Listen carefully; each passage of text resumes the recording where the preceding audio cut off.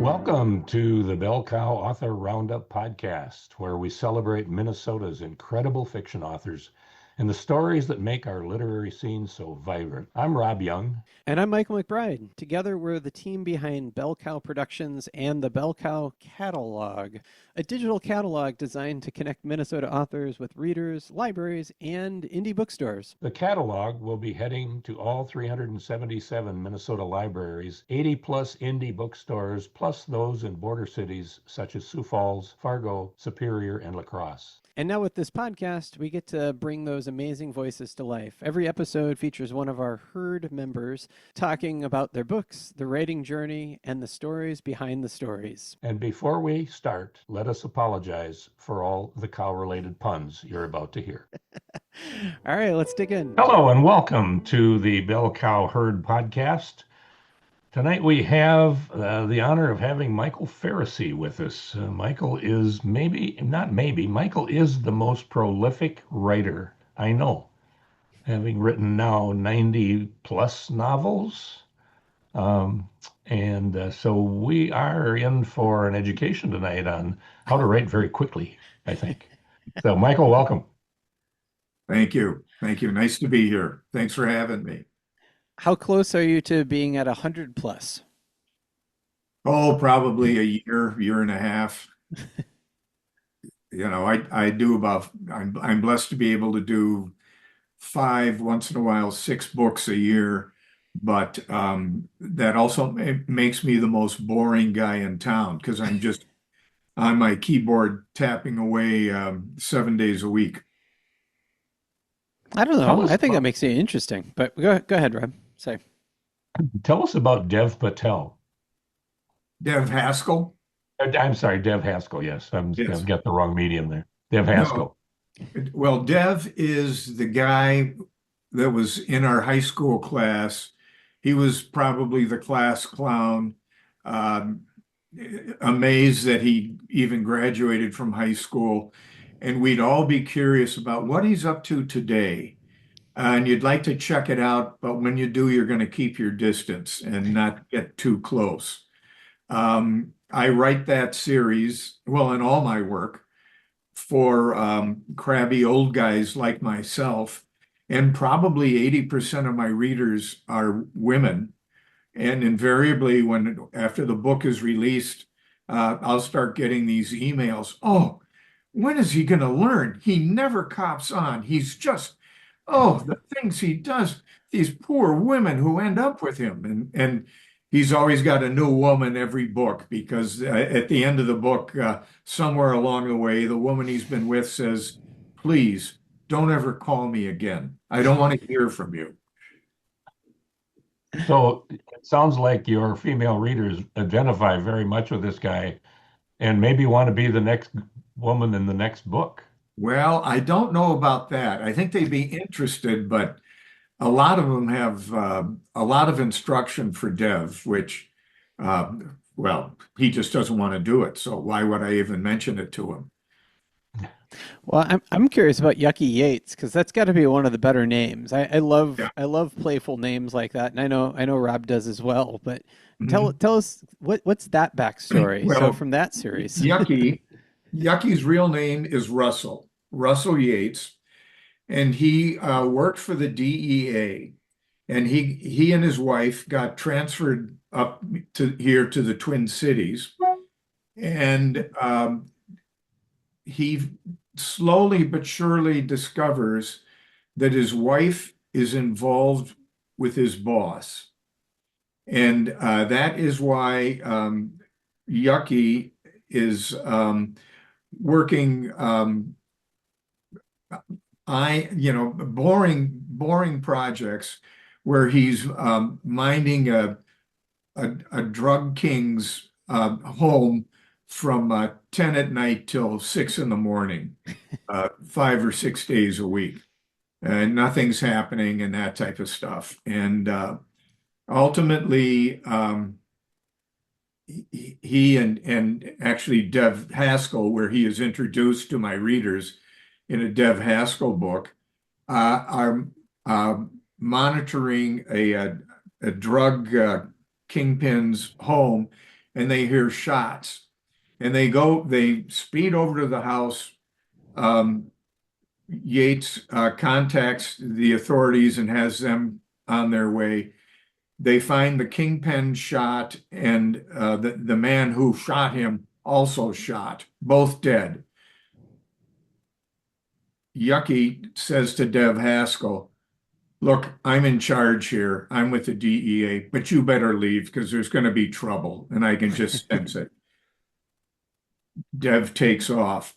Yucky looks around, and there's two suitcases full of a lot of cash money.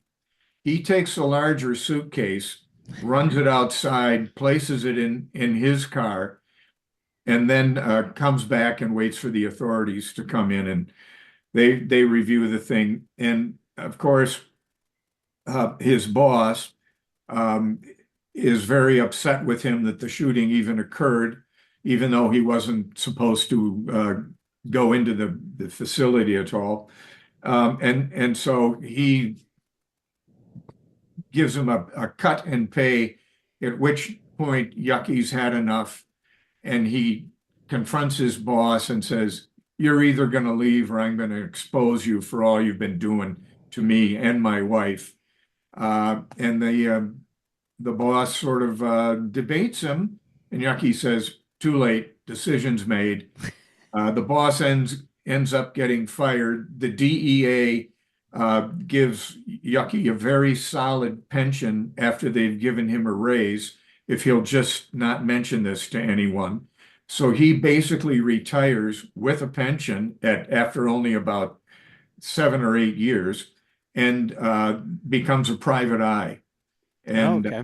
he has I'll say he has a firm. What he has is two older private eyes working with him, but they're still pretty separate, and they have their own list of clients, and he has his own list of clients. So there you go. And his wife moved back to Tennessee, so he's, enjoying life. So where did he get the great nickname? It just came from Yates, Yucky Yates. So yeah, Okay. another great reader's deal. So, are there So other characters from your other series that spin off of Dev Haskell then? Is that like, do you introduce them in that channel and then they kind of spin off in their own as they formulate stories in your brain? Or, No. That's really Dev actually spun off. I wrote when I first started writing, and it was a different world as far as the way we sell our books and everything. Um, I had children at home, so I probably wrote a book a year, and I had written six similar but independent crime fiction books, um, set in the Twin Cities. On the sixth book, as we did in those days, I sent out about 70 query letters, uh, and enclosed in with the letter was a self-addressed stamped envelope so I could get my rejection quickly. Um, I received, along with my rejections, a letter back that had been addressed to one of the large publishing houses in New York City. Stamped on the front of the envelope is a purple stamp that says "Return to Sender." And on the back, on the unopened envelope, is a handwritten note that says, "This does not fit our needs at this time." And that brought me to the conclusion that Mike Faricy from St. Paul, Minnesota, doesn't have a snowball's chance in hell with these people. However, there was a side gate that had just opened up into the playground, and it was called Amazon and eBooks. And so I took those first six books and published those as ebooks, and I haven't looked back.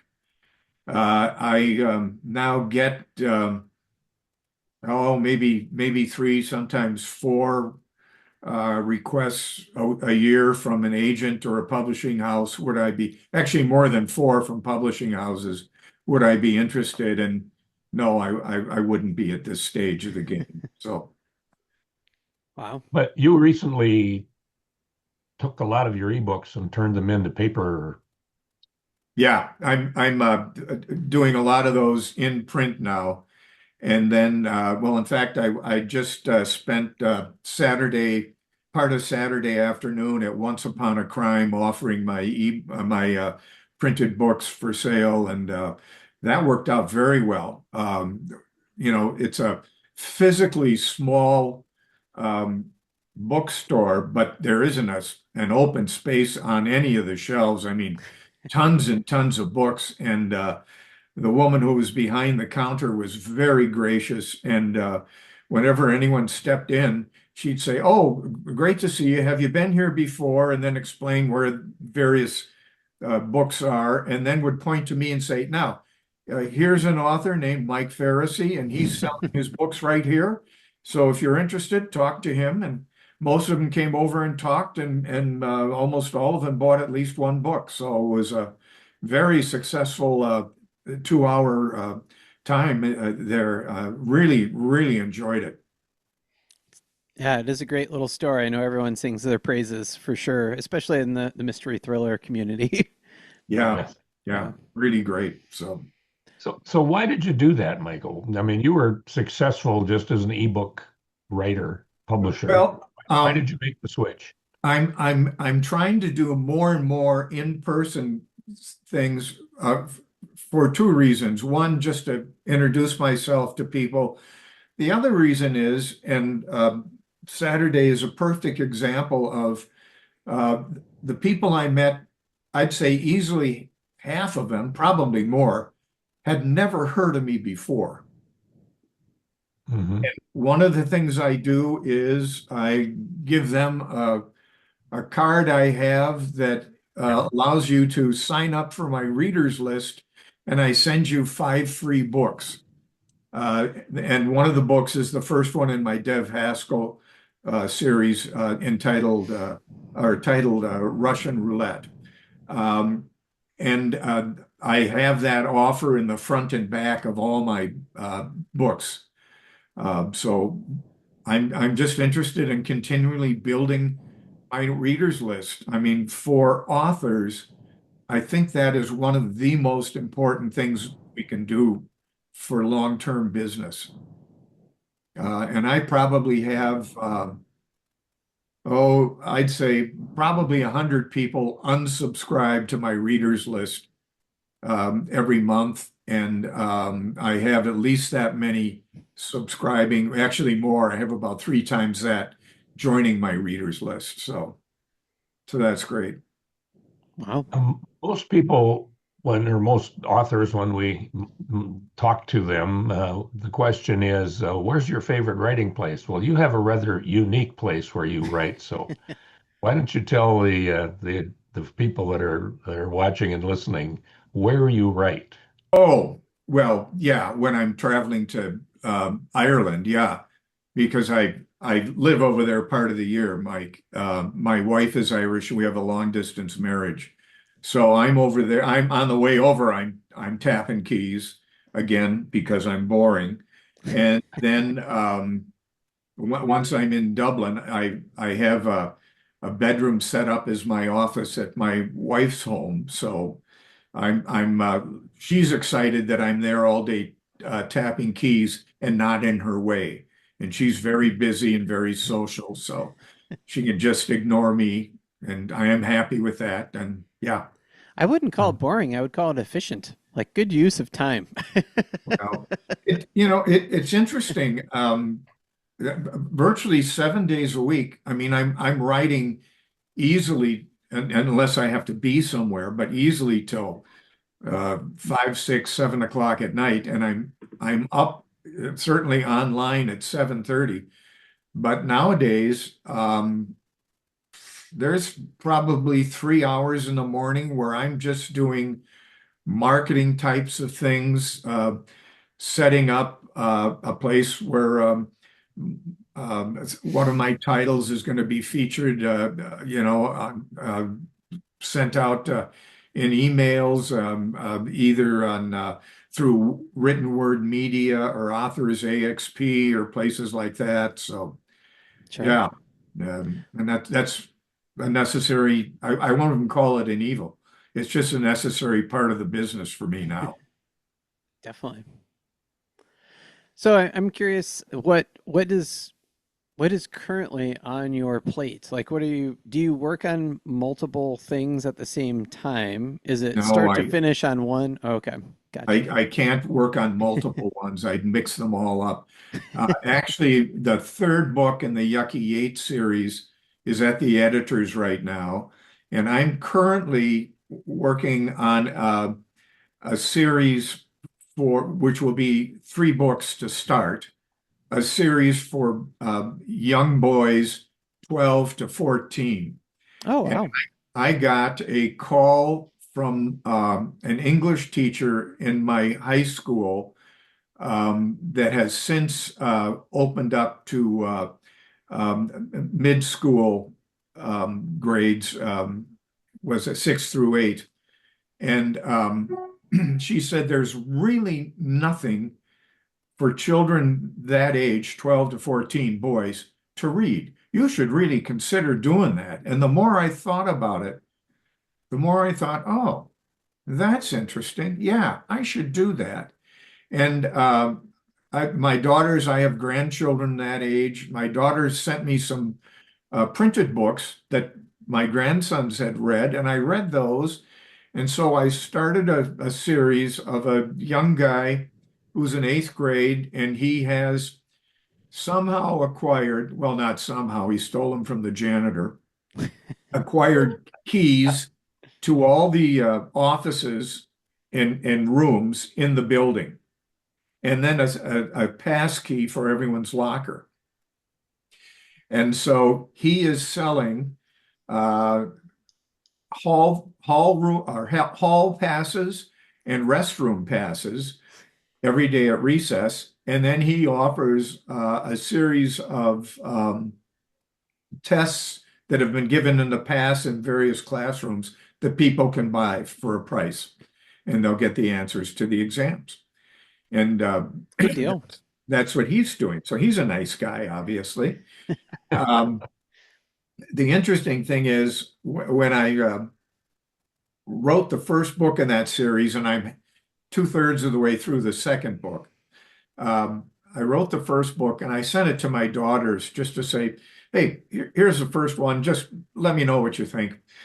I got phone calls 24 hours later. Dad, you don't know anything about school nowadays. The kids don't have books in their locker. They don't take books to class. They don't bring a notebook to class. Everything is done online. The papers, quote unquote, that they write are done online and sent to the teacher online. The exams they take are online. All the class notes are online. That's what they do. So a bit of an adjustment for me to figure some of that stuff out, but I'm getting better at it. Here's the one that's really threw me is that you don't even get a locker unless you request one. I was like, wait, what? I thought everyone got a locker. No, we Well, just we can, you can ask for one, but not everybody wants a locker because they just carry everything in their backpack. yeah, well, they all carry backpacks with their laptop in it. But in the school that I um, presented to the 2 crime fiction classes, everyone had a locker there. Oh, So okay. I'm using Interesting. that. Gotcha. Yeah, yeah. But very interesting. And in fact, that was the high school I went to. And what used to be the library is now classrooms. Um, yeah, just interesting. So, Just a thought crossed my mind, Michael. And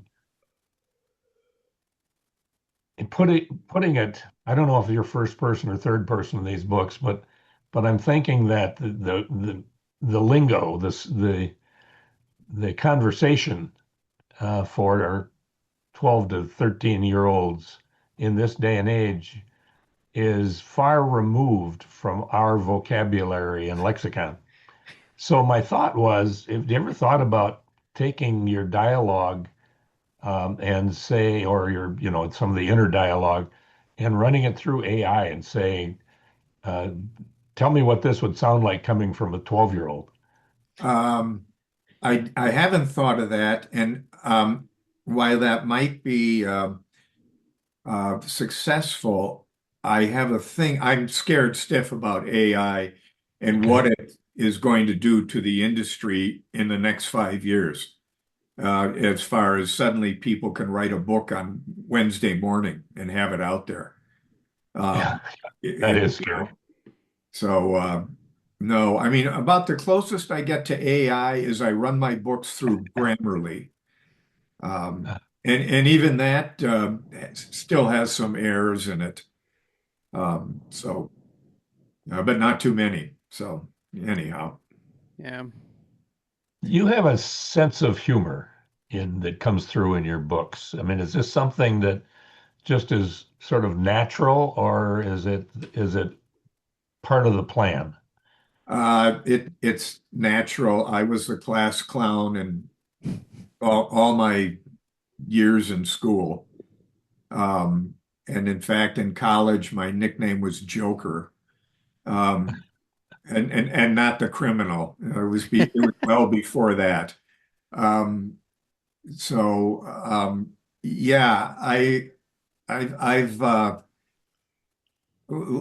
I'll tell you the story. My parents in high school used to argue over who would have to go to the parent teacher conference because they just, it was just dreadful where I was involved. Junior year, I'm looking out the window and my father had pulled the short straw and he had to go. And he comes home and he's honking the horn and flashing the lights. And I thought, oh no, this is going to be awful. And he comes in the door and he says to my mom, Mary, you wouldn't believe it. Actually, a good report. Oh So, boy. Where did yeah. where did the ignition, what was the ignition point for writing for you? Probably as a child, I mean, little, 5 and 6, and probably younger, but I can't remember. My mom, first one to go to college in her family, and she had a degree in library science through St. Catherine's College here in the Twin Cities. When we were kids, weekly, we went to the local library and we could pick out books and they would be read to us. And for years, the thin kids' books were read to us in bed as we were going to bed. Mhm. And that would sort of signal that calming down, going to sleep, that type of thing. And then as we got older, I just had a thing about going to the high or the grade school library. And when I was in, I think, fifth grade, the teacher was reading a book called Snow Treasure, which is about Norwegian children in World War II hiding bricks of gold on their sleds and going down a mountainside past the German guards and delivering this gold to someone who was putting it in a boat and taking it out of the country. We found out that there was a second edition of the book um, down in the library. And so when our class had library and we went down there, everyone's got their head bent and they're reading the spines on the book. I knew that the book had an orange cover. So I just looked down till I found the orange cover and pulled it out. And sure enough, that was Snow Treasure. And I got to read along with the teacher, read the words, and then I could read ahead. And finally, she said, why don't I read a page in the book to the class? Which I did. And that really locked me into to books and stuff. And from there, I got involved in the school yearbook and newspaper in high school and in college a little bit more. And then was writing articles for a newspaper called the Irish Gazette, and I mean, not getting paid, just doing the articles, but enjoying Still, it. wow. So Hmm. that sort of brought me, and I've always got a stack of books to read, just like my father. So, you know, Well, would you? I'm sorry. Go ahead, Rob. Oh, go ahead. Go ahead. I was just gonna say, would you give us a taste of one of your books, whatever you'd like? sure. Something short. I'd love to hear a bit of the sense of humor and just kind of get a sense of character building and that kind of thing. So, Okay. Well, this is the most recent book in my Dev Haskell series. It's entitled Winning Hand. And Dev Haskell is a private investigator, and he is at this reading, he is across kitty corner across the street from his office with his office mate, and they are in a bar that exists called the Spot Bar, and it's on Randolph and Victoria in St. Paul, and it's a small local bar. Very nice people run it, and I'm there quite often, and I'll tell you something about it when I'm done reading this. He's Dev is in the bar with his golden retriever named Morton and his office mate, who's an attorney named Louis Laufin. And they share one semi-large room on the second floor of the building across the street. That's their office. Louis's desk is actually a picnic table, and Dev has an old desk. And they're in there. Louis having a drink. Dev is having a bar, and Dev suddenly recognizes a guy who just stepped into the bar, and he says, "I'll be damned, Mr. Potato Head." "What?" Louis asked as the guy hurried down the bar. As he stepped around the corner, he extended his hand toward me. "Hey, Dev, long time. Good to see you, man. I've heard you were here in the bar, so I thought I'd stop in and say hello."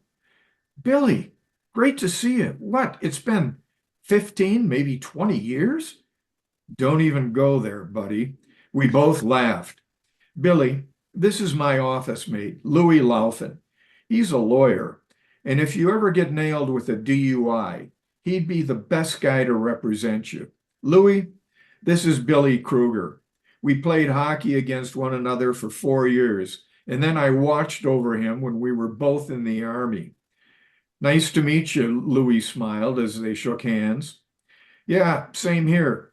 Hey, don't believe everything this guy tells you. I'm actually a very nice guy," Billy chuckled. "Dev referred to you as Mr. Potato Head?" Billy shook his head. "Yeah, from when we were kids. My dad and his brother ran a potato company, hence the name." "What are you doing here?" I asked. "Truth be told, I was looking for you. Someone, a couple of years ago, told me you two were regulars here. Don't you live or work nearby?" "Yeah, our office is just kitty corner and up on the second floor. If you stopped in looking for me, is everything okay?" "Well, I think so. I just want to be sure and thought it might be a good idea if I checked in with you." He gave a quick glance over at Louis. Why don't we head over to the office? I can get on my computer and check some things out." "Back in a bit, Louis. Would you mind keeping an eye on Morton?" "Not a problem. Nice to meet you, Billy." "Nice to meet you. Sorry I'm taking Dev away." "You won't hear a complaint from me or anyone else in here," Louis joked.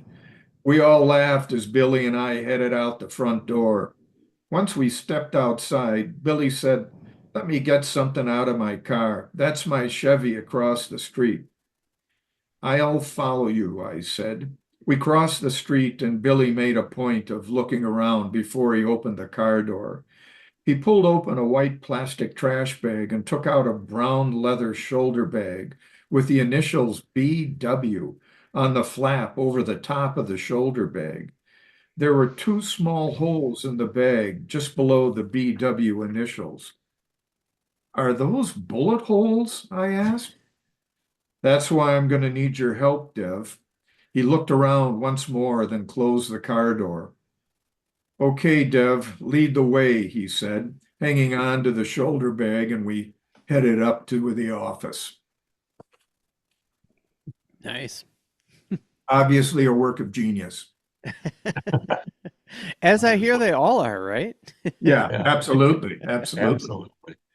Ordinarily wrap these up with what we euphemistically call a lightning round with a series of short questions that are designed to let the reader and listener know a little bit more about you Okay. outside of writing.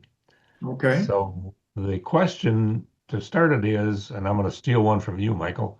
Ah, What do you cook that's really good? If you were going to invite me over for dinner, what would you serve? It would be something simple to make, either pastas, maybe a lasagna. Um, I do a lot of pork chops, chicken breasts, um, always with potatoes and green beans or spinach or something. And then for dessert, my favorite dessert is a Kemp's product called frozen yogurt, and it is sea salt caramel frozen yogurt. wow. Okay, I'll That's look hyper for the specific. yeah, I'll look for the invitation. Yeah, yeah. So I'm hoping the answer to this question is what I'm expecting, but please tell me that you found a copy of that orange cover of Snow Treasures and that you own that as in your personal library now. I do. I do have it. I bought it, oh gosh, how many years ago online for I think $6 or something. But yeah, I do have it. Awesome. Have you tried rereading it? And does it have like the same charm to it that it used to? It did. But and I remembered it. Yeah, yeah, it was lovely. Cool. And Okay, oddly Michael, I enough, got it's one. also an ebook. Oh, So sure. Oh, really? yeah. And I've got one for you. If I can read it, here we go. Tony Bennett, Carrie Underwood, Katy Perry, or Andrea Bocelli? Do you prefer any of them? No, you know, I'd say sort of Tony like get Bennett. your taste in music. What do you like in Yeah. music? Oh, I'm big on the 50s, 60s, and 70s rock and roll. I play bagpipes, so I'm in a bagpipe band, and I love pipe music. One of Uh, the great rock and roll instruments of all time, obviously. yeah, right, right. I mean, Um, Bon Scott did a pretty good job with AC/DC, so there's yeah, that at least. yeah, yeah. Yep, true. So yeah, that's basically it. And then sometimes, depending on what I'm doing, if I'm just running my work through editing or something, I might have just a musical background, not necessarily singing, but just nice, you know, contemporary music. Sure. Okay. I'm curious when you started to write your series, your first six books that you talked about, what authors were you drawing on inspiration from? You know, you talked about some of the younger inspiration, but what were some of those books then that inspired you in the The detective one that comes to PI? mind is a guy named Lawrence Shames. I think he's got about 20 books out there, and I don't know that he's had a recent one. And he may still be alive, I don't know. And then, oh, just a ton of people.